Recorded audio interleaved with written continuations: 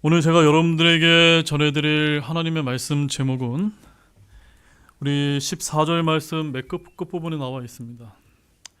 하만이 그것을 기쁘게 여기고 교수대를 세우게 하니라라는 이런 말씀 제목을 가지고 여러분에게 하나님의 말씀을 전해드리도록 하겠습니다.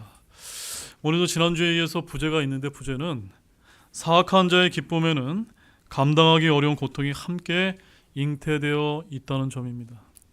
자, 오늘도 지난주에 이어서 에스더기 말씀을 이제 함께 살펴보기를 원합니다. 자, 오늘 본문에도 의로운 모르드게를 죽이려는 사악한 하만의 음모에 관한 그런 말씀이 이제 담겨 있어서 제가 이제 그 부분을 집중적으로 좀 보고자 합니다.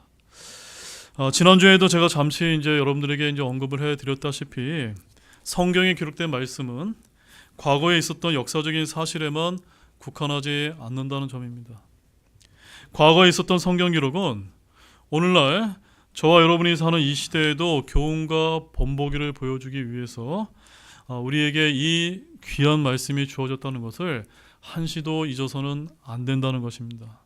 맞습니까, 여러분? 고린도전서 10장 11절 말씀에 이와 같은 말씀이 있습니다. 한편 이 모든 일은 그들에게 본보기로 일어났으며 그것들은 세상의 끝을 만난 우리를 훈계하기 위해 기록되어 있느니라. 따라서 오늘 우리가 지난주에 이어서 계속해서 이 에스더기 말씀을 살펴보려고 하는 중요한 이유는 과거에 있었던, 그러니까 성경에서 구약시대에 있었던 이런 과거에 있었던 일들을 우리가 그저 지식적으로 아는 데 있는 것이 아니라 바로 오늘 이 순간 대한민국과 우리 성도들에게도 영적으로 적용하고 훈계를 받도록 하는데 이 성경 말씀이 주어져 있다고 믿습니다. 여러분 그렇게 믿어지십니까? 먼저 오늘 본문의 중심 구절인 14절 하반절을 보게 되면은 하만이 그것을 기쁘게 여기고 무엇을 세우게 했습니까? 교수대를 세우게 하니라 라는 이런 말씀을 이제 보게 됩니다. 자, 이 말씀만 보게 되면은 이 사악한 하만이 의인 모르드게를 죽이려 세운 교수대를 보고 매우 기뻐했다는 것을 우리가 알 수가 있는데, 참으로 아이러니하게도 이 교수대는 모르드게를 죽이는 데 쓰인 게 아니라 누구의 것이 되었습니까? 하만의 것이 되었다는 것을 저와 여러분이 너무나 잘 알고 계실 것입니다. 한마디로 사악한 자의 기쁨에는 감당하기 어려운 고통이 함께 잉태되어 있음을 보여주는 아주 상징적인 말씀이다 라는 것을 이렇게 볼 수가 있는 것입니다. 여러분, 저는 오늘 이 대한민국도 어쩌면 매우 유사한 상황이 벌어지고 있는 것은 아닌가 싶습니다. 모르드게를 치려는 사악한 하만의 음모처럼 오늘날도 어떻습니까? 오늘도 우리 시작 기도 때 우리 형제님께서 기도를 잘 해주셨던 것처럼 현 야당 대표가 반국가 세력을 척결하려는 의로운 대통령을 탄핵 및 구속하여 마치 교수대에 세우려는 사악한 음모에 빗댈 수 있는 것 같다는 생각이 제가 이 말씀을 준비하면서 많이 들었다는 점입니다. 여러분, 저희 이런 생각에 어떤 생각이 드시는지요? 살아있는 하나님의 말씀을 적용하는 것은 각자의 판단에 따라 다 다를 수 있겠지만, 특별히 오늘 이 시간에는 이 대한민국의 어려운 영적 상황을 염두에 두고 이 말씀을 들으셨으면 좋겠습니다. 자, 이제 더 구체적으로 오늘 본문에 담긴 귀중한 영적 교훈을 우리 하나하나씩 한번 살펴본 시간을 갖겠습니다. 첫 번째는 사악한 자의 기쁨에는 감당하기 어려운 고통이 함께 잉태되어 있다는 점입니다. 한번 따라해 보시겠습니까? 사악한 자의 기쁨에는 감당하기 어려운 고통이 함께 잉태되어 있습니다. 여러분, 이게 무슨 말씀인지 좀 이해되셨습니까? 사악한 자, 불의한 자가 어떤 일로 인해서 굉장히 기뻐하지만 그건 사실 그 속사를 들여다보면은 뭔가 그에게 고통이 찾아올 수 있다는 것을 암시하고 있다는 것입니다. 자, 본문 9절 말씀을 같이 우리 한 목소리로 읽어보겠습니다. 그 뒤에 하만이 그날 기뻐하며 즐거운 마음으로 나왔으나 모르드게가 왕의 문에 있으면서 일어서지 아니하고 자기를 위해 몸을 움직이지도 아니하는 것을 보고는 모르드게를 대적하여 심히 분노하니라. 자, 먼저 9절 말씀을 보게 되면은 하만이 에스더의 연회에 참여하고 집으로 돌아오기 위해 나올 때 그 마음이 어떠했다고 성경이 기록하고 있습니까? 기뻐하고 즐거워했다라고 이렇게 이제 말씀을 하고 있습니다. 사실 하만의 마음이 기쁘고 즐거움만 하였다는 것은 우리가 부인할 수 없는 사실입니다. 그는 페르시아 제국에서 왕에 이어서 제2인자의 자리에 있던 아주 높은 직위에 있었던 사람으로서 대단한 영광과 권력을 누리고 있었습니다. 지금으로 말하자면 무엇 하나 부러울 것이 없는 그런 사람이었습니다. 또 눈의 가시와 같은 모르드게와 유대 민족을 멸절할 날도 잡아놓은 상태였습니다. 자, 그런데 더 기쁜 일은 이 왕비 에스더가 오직 자기만을 왕과 함께 연회에 초청했다는 말씀이 이전 말씀에 이제 등장하는 것을 볼 수가 있는데, 그것도 한 번도 아니고 무려 2번씩이나 말입니다. 그래서 이 하만은 왕비가 자신을 왕만큼이나 아주 특별하게 생각하는 것으로 이렇게 여겼던 것입니다. 그러니 연회를 마치고 나오는 그의 마음이 어떠했을까요? 너무도 기쁘고 너무도 즐거울 수밖에 없었다라고 말씀이 기록하고 있는 것입니다. 그러나 사랑하는 여러분, 이런 하만의 기쁨이 영원한 것일까요? 그렇지 않습니다. 그는 불과 첫 번째 연회에 참석하고 채 하루가 지나기도 전에 자신의 마음을 더욱 기쁘게 할 것이라고 생각한 두 번째 연회 자리에서 모든 기쁨을 빼앗기고 자신이 그토록 미워했던 모르드게를 죽이기 위해 자신이 준비한 교수대에 누가 달리게 되었습니까? 하만 자기 자신이 달리게 되는 그런 일이 벌어지게 된 것입니다. 즉 그는 제국의 가장 높은 자리에서 수치와 죽음의 자리로 추락함으로써 엄청난 고통을 당하였던 것입니다. 그뿐이 아닙니다. 그의 가정은 물론 그의 민족까지도 멸절됨으로써 그는 세상에서 가장 큰 고통을 겪게 되는 그런 사람 중에 하나가 되었다라고 성경은 기록하고 있는 것입니다. 여러분, 우리가 이러한 하만의 경우에서 한 가지 분명하게 알아두어야 될 것이 있습니다. 그것은 사악한 자의 기쁨에는 그가 누렸던 기쁨과는 비교도 할 수 없는 어떠한 고통이 함께 잉태되어 있다는 것입니다. 사악한 자의 기쁨은 그 기쁨이 크면 클수록 고통도 더욱더 배가 되어 있는 것입니다.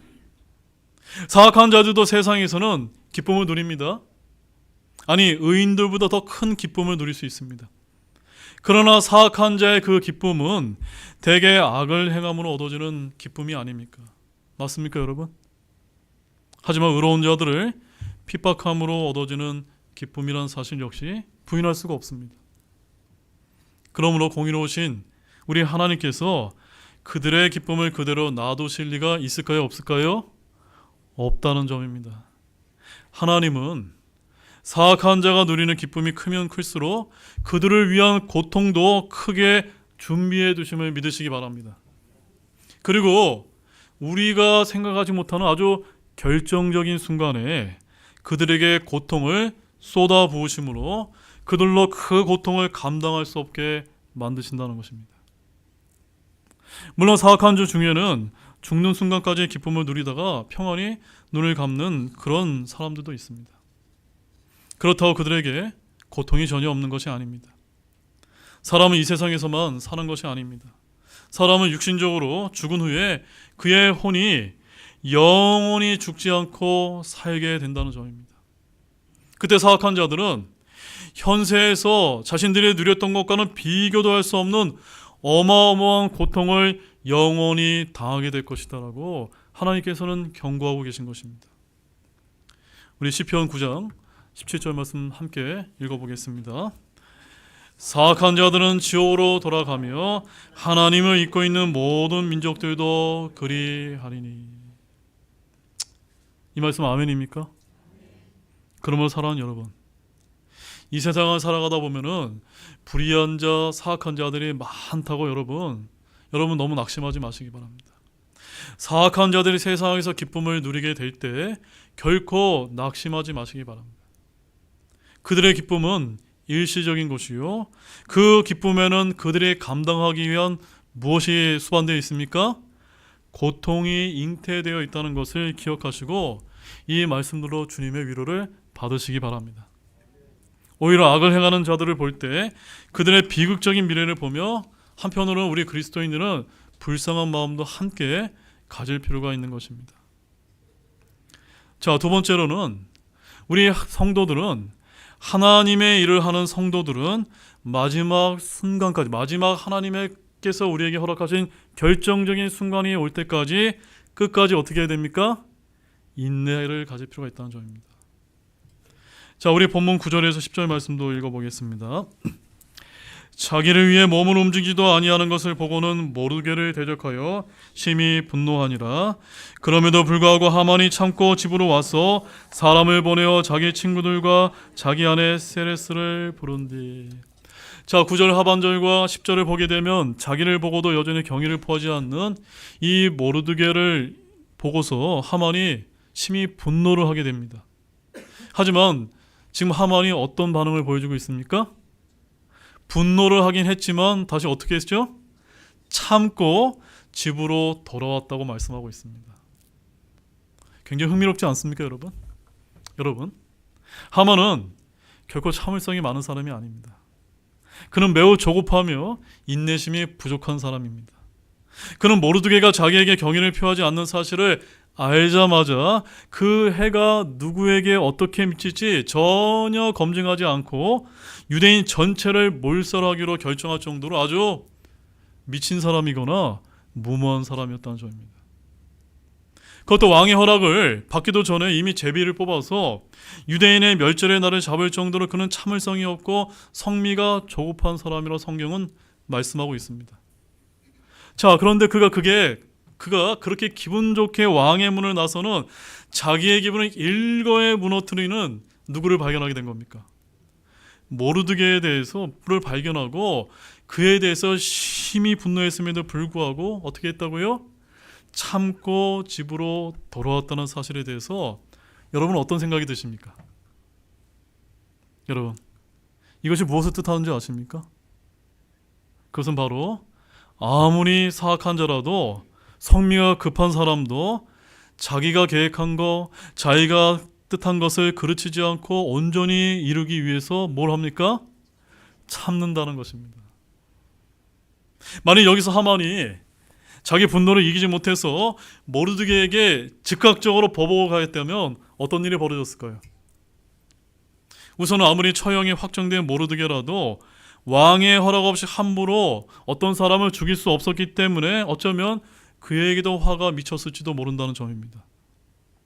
그리고 그가 그렇게 감정적으로 대처했다면 유대인 전체를 멸절을 했던 그의 사악한 계획이 왕을 위한 것이 아니라 자신의 사사로운 원한에 의한 것이라는 사실이 어쩌면 밝혀질 수도 있었고, 그렇게 된다면 유대인 전체를 멸절시키는 자기의 계획은 수포로 돌아오고 말았을 것입니다.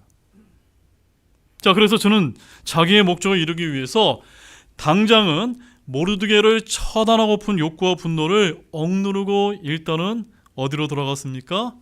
자기 집으로 돌아갔다라고 말씀하고 있는 것입니다. 사랑하는 여러분, 이렇게 나쁜 사람도, 이렇게 사악한 사람도 자기의 뜻을 이루기 위해서 인내를 할진데, 성도인 우리가 하나님의 일을 이루기 위해서 인내하는 것은 어떻습니까? 마땅하지 않습니까? 아멘이 적습니다. 맞습니까, 여러분? 예, 전도서 7장 8절 말씀 함께 보겠습니다. 일의 끝이 일의 시작보다 낫고 영 안에서 참는 자가 영 안에서 교만한 자보다 나으다. 누가 누구보다 낫다고요? 영 안에서 참는 자가 영 안에서 교만한 자보다 훨씬 더 낫다라고 성경은 우리에게 말씀할 정도로 참는 것이 중요합니까? 안 중요합니까? 너무너무나 중요한 것입니다. 여러분, 사실 많은 경우에 사람들이 어떤 일을 실패하는 것은 그 이유가 무엇인지 아십니까? 참지 못해서인 것입니다. 인내하지 못했기 때문입니다. 계획도 훌륭하고 일의 진행도 치밀한데 참아야 할 때 참지 못해 일을 그르치고 마는 것입니다.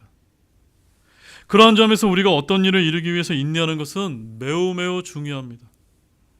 특히 저와 여러분은 하나님의 선한 일을 이루기 위해서 우리는 마지막 결정적인 순간이 올 때까지 인내할 필요가 있는 것입니다. 하나님의 일을 하다가 보면은 그 일을 방해하기 위한 사악한 세력의 개입이 있게 마련입니다. 그럴 때 우리가 참지 못하면 하나님의 일을 이룰 수가 없는 것입니다. 그래서 히브리서 10장 36절에 이런 말씀이 있습니다. 너희가 하나님의 뜻을 행한 뒤에 그 약속하신 것을 받기 위해서는 너희에게 무엇이 필요합니까? 인내가 필요하니라 라고 여기 히브리서 10장 36절에서 이렇게 말씀을 하고 있는 것을 잊지 마시길 바랍니다. 그러면 여러분, 사악한 자들도 자기의 사악한 계획과 목적을 이루기 위해 참을 줄 압니다. 하물며 선한 하나님의 선한 일과 뜻을 이루기 위해서 성도인 우리가 참지 못해서야 되겠습니까? 부디 저와 여러분은 인내를 온전히 이루는 인내의 사람들이 모두가 되시기를 주님의 이름으로 소망합니다. 자, 세 번째는 하나님 없는 자기 자랑은 헛된 자랑에 지나지 않다는 점입니다. 맞습니까, 여러분? 자, 본문 11절 말씀 함께 읽어보겠습니다. 자기 재물의 영광과 자식이 많은 것과 왕이 자기를 높인 모든 일과 왕이 통치자들과 신하들보다 자기를 더 높이 승진시킨 것을 그들에게 말하며. 여러분, 이 상황이 조금 어떤 상황인지 여러분 이해가 되셨습니까? 지금 왕비가 주관하는 그 왕의 그 연회에 참여하고 돌아오다가 모르드게를 만나고 심히 분노해서 참고 집에 와서 누구를 만났습니까? 아내와 친구들을 모아놓고 지금 이런 얘기를 한 겁니다. 11절을 보면 집으로 돌아온 하만은 친구들과 아내 세레스를 부른 다음에 자기가 가진 부귀 영화를 자랑하였다라고 이렇게 지금 말씀하고 있는 것입니다. 사실 하만의 부귀 영화는 세상적으로 볼 때 정말 자랑할 만합니까? 안 합니까? 자랑할 만합니다. 그는 페르시아라는 대제국의 제2인자의 자리에 있었습니다. 그의 권력과 영광은 왕다움이었습니다. 그는 자기가 원한다면 하지 못할 일이 없었습니다. 그는 한 민족이라도 통째로 멸할 만한 엄청난 권력이 있었던 사람입니다. 그러나 사랑하는 여러분, 우리는 이처럼 하나님 없는 자랑은 헛된 것에 지나지 않다는 것을 잊지 말아야 됩니다. 여러분, 이 세상의 주관자가 누구이십니까? 네, 바로 창조주 하나님이지 않습니까? 하나님은 자신의 뜻에 따라 저와 여러분에게 부귀 영화를 주실 수도 있고 빼앗으실 수 있는 분이 맞습니까? 하나님은 오늘 자랑하는 자로 내일은 수치를 당하게 할 수도 있습니다. 오늘 권세를 자랑하는 자로 내일은 당장이라도 감옥에 보내실 수도 있고 생명을 거두실 수 있는 것입니다. 우리가 지금 우리 대한민국 상황에서도 우리 보고 있지 않습니까? 여러분, 예수님께서 누가복음 12장 19절에서 이런 말씀을 하셨습니다. 함께 한번 읽어보실까요? 또 내 혼에게 말하기를 호나 내가 여러 해 동안 쓸 많은 물건을 쌓아두었으니 편안히 치고 먹고 마시고 즐거워하라 하리라 하였느니라. 자, 예수님께서 어떤 부유한 부자에게 이와 같은 비유를 들어서 말씀을 해주셨는데, 자, 이 누가복음을 보게 되면 주님의 비유 중에 이 어리석은 부자가 곡식을 쌓아둘 곳이 없을 정도로 엄청난 부자였다라고 이렇게 말씀해주고 있습니다. 자, 그런데 하나님께서 누가복음 12장 20절 말씀에서 그에게 이렇게 물으셨습니다. 너 어리석은 자야, 이 밤에 내가 내 혼을 내게 요구하느니 그러면 내가 예비한 그것들이 누구의 것이 되겠느냐라고 이렇게 말씀을 하셨던 것입니다. 여러분, 이 말씀이 어떤 뜻입니까? 네가 그렇게 부를 쌓아놓고 자랑을 하고 있는데 내가 오늘 네 혼을, 지금 네 생명을 요구하게 되면은 그 부가 어떻게 되겠느냐라고 이렇게 물으셨던 것입니다. 바로 이 말씀은 하나님이 없는 자의 그 자랑이 얼마나 헛된 것이라는 사실을 보여주는 그런 말씀이 아닙니까? 그러므로 성경은 야고보서 4장 16절에서 이런 말씀으로 경고합니다. 이제 너희가 스스로 자랑하는 걸 기뻐하노니 그러한 기쁨은 다 악한 것이니라. 우리 다시 한번 우리 한 목소리 한번 해볼까요? 이제 너희가 스스로 자랑하는 것을 기뻐하노니 그러한 기쁨은 다 악한 것이니라. 혹시 여러분 가운데 재물이 많이 있습니까? 혹시 여러분 가운데 내가 배운 지식이 많습니까? 아니면 여러분 가운데 뭔가 남들보다 나은 점이 있어서 자랑할 만한 것이 있습니까? 그런 것들은 다 어떤 거라고요? 악한 것이다. 악한 것이라는 것을 이 말씀을 믿으시길 바랍니다. 사실 하나님이 없는 자기 자랑은 하나님을 무시하고 하나님의 영광을 중간에서 가로채는 아주 무서운 죄라는 것을 아실 필요가 있습니다. 그러한 죄인들의 자랑을 하나님께서는 그대로 내버려 두실까요? 하나님은 그들의 자랑을 헛된 것으로 만들어 오히려 수출을 당하게 하심을 아시기를 바랍니다. 자, 보십시오 여러분. 하나님 없이 자랑하기에 여념이 없었던 사악한 하만을 하나님께서 어떻게 그를 처리하셨습니까?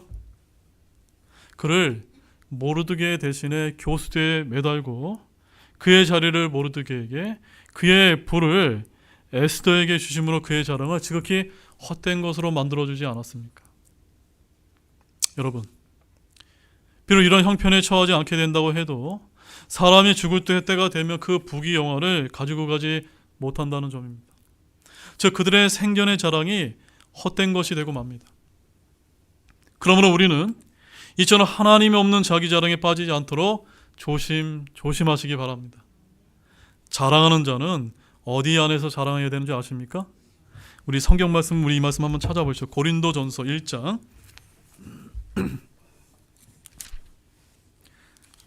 고린도전서 1장 31절 말씀.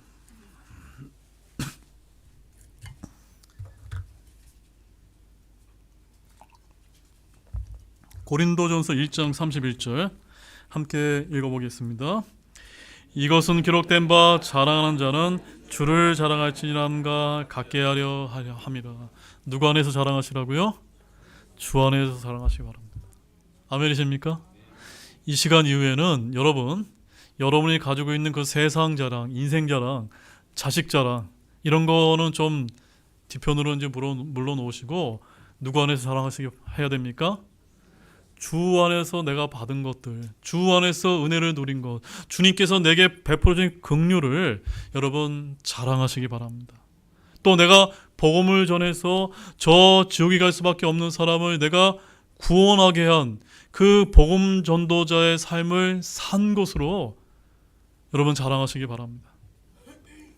시편 49편 6절과 8절에 이와 같은 말씀이 있습니다. 자기 재물을 신뢰하며 자기의 많은 부를 자랑하는 자들에 관한 한 그들 중 아무도 어떤 방법으로든 자기 형제를 구속할 수 없고 그를 위해 하나님께 대속물을 바칠 수 없나니 8절은 같이 읽겠습니다. 이는 그들의 혼을 구속하는 일이 귀중하며 또 영원토록 멈춰있기 때문이라. 이 말씀 이해되셨습니까? 무엇이 제일 중요한 것입니까? 어떤 사람이 부귀영화를 누리는 것보다 한 사람이 지옥에 가지 않고 구원받는 것이 가장 중요하다는 것을 여기서 말씀하고 있는 것입니다. 그러면 우리가 그와 같은 일을 함으로 인해서 자랑해야 되지 않겠습니까? 주 안에서 자랑하시겠습니까? 네, 모두가 이 일에 동참하기를 원합니다. 자, 이제 네 번째로 인생의 행복은 만족할 줄 아는 마음을 가진 사람에게 찾아온다는 점입니다. 자, 13절 말씀 보십시오. 함께 또 읽어보겠습니다. 그럼에도 유대인 모르드게가 왕의 문에 앉아있는 것을 내가 보느나 이 모든 일이 내게 아무 소용이 없도다 하니. 자, 이 말씀요 보면 너무너무나 흥미롭습니다. 지금 하만은 12절 말씀에서 지금 어떤 자랑을 했습니까? 지금 친구들과 아내에게 자기가 쌓아온 부귀 영화를 실컷 자랑하는 말씀 여러분 다 보셨죠 여러분? 자, 여기까지만 보면 그는 참으로 행복한 사람이 맞습니까 여러분? 그러나 13절에서 그는 어떤 반응을 보여주고 있습니까? 즉 그렇게 부귀 영화를 누린 하만도 완전한 만족에 이르지 못하다는 것을 지금 13절 말씀이 보여주고 있는 것이 아닙니까? 그는 그가 완전한 행복에 이르지 못했음을 여기서 의미합니다. 왜 그렇습니까, 여러분? 왜 완전한 행복, 완전한 만족을 누리지 못했습니까? 하만이 모든 것을 가졌지만, 모든 부귀영화를, 남들이 가지지 못한 모든 부귀영화를 누렸지만 딱 한 가지, 누굽니까? 모르드게를 굴복시키지 못해서 지금 완전한 행복을 누리지 못했다라고 지금 13절 말씀이 보여주고 있는 것입니다. 여러분, 참 흥미롭지 않습니까? 여러분, 이 세상에는 하만과 같은 인생의 축복을 누리며 사는 사람은 그렇게 많지 않습니다. 극소수의 사람만이 하만과 같은 부귀영화를 누리며 삽니다. 그러므로 일반적인 상식대로라면 하만은 행복을 누려야 마땅하지 않습니까? 그러나 하만은 당시에 결코 나는 행복하지 않아, 나는 행복하지 않아 라고 스스로 자기 자신을 이렇게 말하고 있다는 점입니다. 그 이유가 무엇이라고 생각되시는지요? 그것은 바로 만족할 줄 몰랐기 때문인 것입니다. 자기가 가진 것으로 만족할 줄 몰랐기 때문입니다. 즉 다른 사람과 비교해 봤을 때 많은 것을 가졌을지는 모르지만 그는 그것으로 말미암아 만족하지 못해서 완전한 행복을 누리지 못했던 것입니다. 제 말이 맞습니까, 여러분? 그러나 여러분, 하만이 진정 모르드게를 굴복시킨다고 해서 행복해질 수 있었을까요? 결코 그렇지 않았을 것입니다. 왜냐하면 사람의 욕심은 끝이 없기 때문입니다. 사람의 욕심은 마치 바닥 없는 구더기와 같아서 채워도 채워지지 않는 것이 사람의 욕심인 것입니다. 때문에 만일 하만이 모르드게를 굴복시켰다 해도 그는 또 다른 이유를 들어서 만족하지 못했을 것입니다. 결국 그는 영원히 행복할 수 없었을 것입니다. 여러분, 이처럼 오늘 말씀이 우리에게 어떤 교훈을 전해주는 것입니까? 행복은 결코 부귀영화로 오는 것이 아니라는 사실입니다. 맞습니까, 여러분? 행복은 자기 자신이 가진 것으로 만족할 줄 아는 사람에게 찾아오는 것입니다. 아무리 가진 것이 부족해도 만족할 줄 아는 그런 사람은 그 가운데서 행복을 누립니까? 못 누립니까? 누린다는 점입니다. 우리는 그 대표적인 인물로 사도 바울을 쓸 수가 있습니다. 자, 빌립보서 4장 11절 12절 말씀 함께 한번 읽어보겠습니다. 내가 궁핍해서 이런 말을 하는 것이 아니라 내가 어떤 처지에 있든지 거기에 만족하는 것을 내가 배웠노라. 내가 비천한 데 거하는 것도 알고 풍부한 데 거하는 것도 알아. 어디서나 모든 일 가운데서 배부르게 지내는 것과 배고프게 지내는 것과 풍부하게 지내는 것과 궁핍하게 지내는 것을 다 배웠노라. 여러분, 사도 바울이 어떤 사람입니까? 신약 성경의 대부분을 기록한 정말 위대한 사도가 아닙니까? 그러나 이런 그리스도의 사람이요 하나님의 자녀요 사도였던 바울이 지금 어떤 처지에 있든지 무엇을 배웠다고 말씀하고 있습니까? 만족하는 것이 정말로 중요합니다라고 저와 여러분에게 알려주고 있는 것입니다. 바울은 가진 것이라고는 전혀 없었고 또 많은 고난을 당하며 죽을 고비도 여러 번 넘겼지만 그 와중에서 기뻐할 수 있었고 행복해야 할 수 있었다고 말하고 있는 것입니다. 그 비결이 어디에 있었을까요? 네, 바로 만족하는 마음. 이것이 진정한 행복의 비결이라는 사실을 여러분 이제 믿을 수 있습니까, 여러분? 특별히 이 내적인 만족은 성령님의 충만으로 이루어질 때 가능함을 믿으시기 바랍니다. 그러므로 우리는 하나님께서 우리에게 주신 것을 만족함으로 진정한 행복을 누리는 모두가 되시기를 진실로 소망합니다. 자, 이제 마지막 5번째는 사람의 말을 잘 가려서 분별하고 들을 수 있어야 여러분의 인생에서 결코 실패하지 않는다는 점입니다. 자, 마지막 본문 14절 말씀을 함께 읽어보겠습니다. 그때 그의 아내 세레스와 그의 모든 친구들이 그에게 이르되 당신은 높이가 50규빗인 교수대를 세우고 내일 왕께 모르드게를 거기에 매달아 달라고 말한 뒤 왕과 함께 즐거이 잔치에 가소서 하므로 하만이 그것을 기쁘게 여기고 교세를 세우게 하니라. 자, 이제 마지막 말씀입니다. 이 마지막으로 아내 세레스와 친구들이 조언한 말을 듣고 하만의 반응이 나오는데 어떤 반응을 지금 보여주고 있습니까? 그 반응이 선한 반응입니까? 악한 반응입니까? 네, 매우 악한 반응을 보여주고 있습니다. 지금 모르드게가 비록 자신의 비유를 맞추지 않았다고는 하지만 그것이 과연 죽일 만큼 정말로 잘못된 일이 맞습니까? 더욱이 그가 50규빗이나 되는 높은 교수대에 달아 죽일 만큼 그렇게 큰 범죄를 저지른 것이 맞습니까? 사람이 이성적으로 판단해도 절대로 있을 수 없는 일입니다. 만약 하만이 정신이 온전한 사람이었다면 오히려 그들을 엄히 꾸짖어야 했다는 점입니다. 그런데 보십시오. 그는 오히려 어떻게 했죠? 오히려 그것을 좋아했다라고 말하고 있습니다. 이것은 이미 그의 양심 상태가 심하게 파손이 되어 있음을 보여주는 것이 아닙니까? 그는 옳은 말을 옳게 들을 수 있는 그런 능력을 상실했고 그릇된 말을 그릇되게 판별할 능력마저 잃어버렸던 것입니다. 한마디로 성경이 이런 자들을 가리켜서 뭐라고 얘기하는지 아십니까? 자기 양심을 뜨거운 인두로 지진 자들이다 라고 이렇게 말하고 있는 것입니다. 오늘날 우리가 사는 이 세상에 이렇게 자기 양심을 인두로 뜨겁게 지진 사람들이 많이 발견되시죠, 여러분? 디모데전서 4장 2절에 이런 말씀이 있습니다. 같이 읽어보겠습니다. 이들은 위선으로 거짓말을 하며 자기 양심을 뜨거운 인두로 지진 자니라. 이런 사람 많죠, 여러분? 성도 여러분, 세상에서 가장 무서운 것 중에 하나가 뭔지 아십니까? 바로 자기 양심이 심하게 훼손이 되어서 어떤 말을 가려서 분별하고 들을 수 없는 그런 참혹한 상태가 이제 정말로 아주 안타까운 일입니다. 그래서 구약의 이스라엘 백성이 왜 멸망을 당했는지 아십니까? 바로 이와 같이 양심이 훼손이 되어서 하나님의 말씀을 들어도 전혀 깨닫지 못했기 때문인 것입니다. 또 예수님 시대에 유대인들이 예수님께 심하게 책망받고 나중에 멸망을 당하게 된 것도 사실은 바로 이와 같이 하나님의 말씀을 듣고 분별할 능력을 상실했기 때문인 것입니다.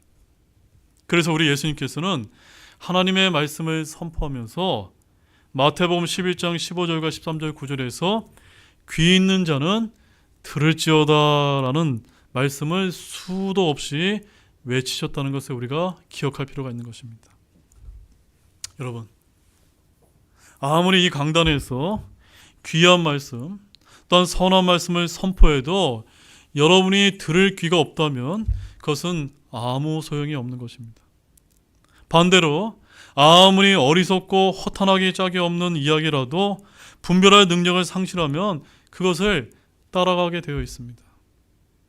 그러므로 성도 여러분, 여러분은 여러분의 마음의 할례를 받고 또한 귀의 할례를 받아서 들어야 될 것은 반드시 듣고 또 듣지 말아야 될 것은 걸러낼 수 있는 모두가 되시기를 바랍니다. 말을 가려서 분별하고 들을 수 있는 귀가 진정 복된 귀임을 아시기를 바랍니다. 우리 마지막 말씀으로 예레미야서 6장 10절 말씀, 우리 마지막 말씀이니까 우리 큰 목소리로 한번 읽어보겠습니다. 내가 누구에게 말하고 경고를 주어야 그들이 들으리요 보라 그들의 귀가 할례받지 아니하였으므로 그들이 귀를 기울 수 없도다. 보라 주의 말씀이 그들에게 치욕거리가 되고 그들이 그것을 기뻐하지 아니하니. 여러분은 지금 하나님의 바른 말씀을 다 들었습니다. 여러분은 분별할 수 있는 귀가 있는 분이 맞습니까? 그렇다면 이 주의 말씀이 여러분에게 치욕거리가 되지 않도록 하는 모두가 되시기를 정말로 소망합니다.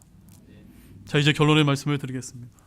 여러분, 오늘 제가 짧은 본문이지만 참으로 많은 것을 느끼게 하는 그런 귀한 말씀이 아닐 수가 없다고 저는 생각이 됩니다. 오늘날도 정말 한 줌도 되지 않는 이런 세상 권력을 부여잡고자 아주 사악한 일을 꾸미는 이 세상 죄인들의 모습을 보면서 결코 부러워하거나 낙심하지 마시기 바랍니다. 모두 다 하나님의 때를 위해 허락하고 계시지만 결국 하만의 아내와 친구들의 잘못된 조언에 따라 모르드게를 죽이려 했던 교수대가 하만의 교수대가 되었던 것처럼 바로 하나님께서는 하나님의 결정적인 때에 그분의 공의로우심을 반드시 세우심을 굳게 믿으시기 바랍니다.